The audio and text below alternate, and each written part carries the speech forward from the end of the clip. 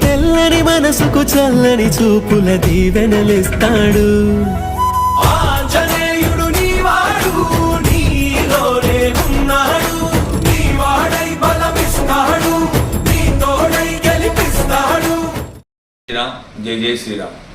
తేదీ 12/5/2026 మంగళవారం హనుమత్ జయంతి ఉత్సవాలను శ్రీ శ్రీ శ్రీ ఆంజనేయ స్వామి వారి మందిరం పాత బస్టాండ్ దరిలో ఉన్న మందిరంలో చేయితాలు పెట్టాము.